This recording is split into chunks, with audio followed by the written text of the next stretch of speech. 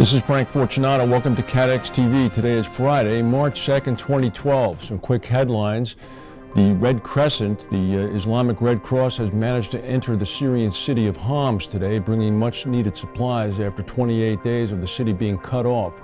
Reports of executions by Syrian troops are being circulated now in the West.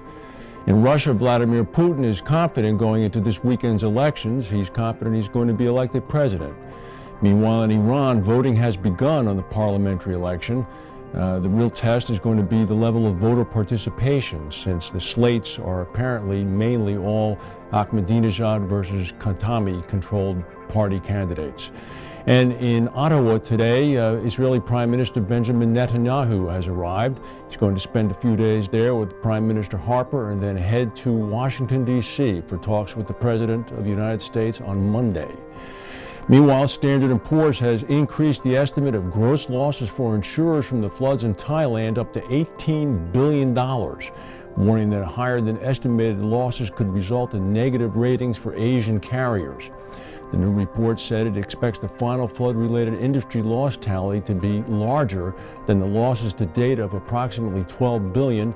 They also note that the reinsurers have been waiting for claims to be coming from direct insurers, and now that will finally be cleared up. Fitch has placed Flagstone Re's current rating on watch negative. It's got a current rating of A-. It's going to be on watch negative as a result of its recent operating performance. Flagstone suffered a high level of losses in 2011 that led to a steep 30% decline in shareholders' equity. Stephen Catlin, the founder of Catlin Group and one of the most respected figures in London, has sounded a note of caution over the London market's plans to build a new claims platform to deal with volume claims. And in the purchase of Ariel Re in Bermuda by Goldman Sachs, the Royal Gazette is reporting that no jobs are going to be lost.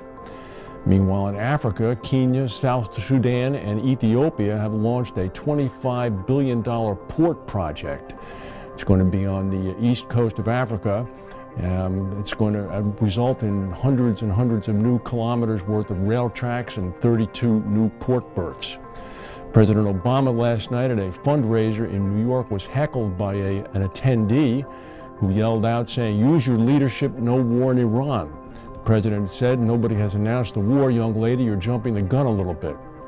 Meanwhile, in Bayonne, France, in the southwestern part of the country, President Nicolas Sarkozy faced a little bit of a tougher audience. He was heckled by several hundred angry protesters while campaigning. He had to seek refuge in a bar guarded by riot police during a stop there. Riot police quickly surrounded the Bar du Palais after he ducked in for over an hour to avoid protesters. They threw eggs at the windows of the bar. He was finally escorted out by riot police with an umbrella as protection. It's tough running for office these days. Have a good weekend. That's the news for today. If we have any breaking news, we'll come back and tell you.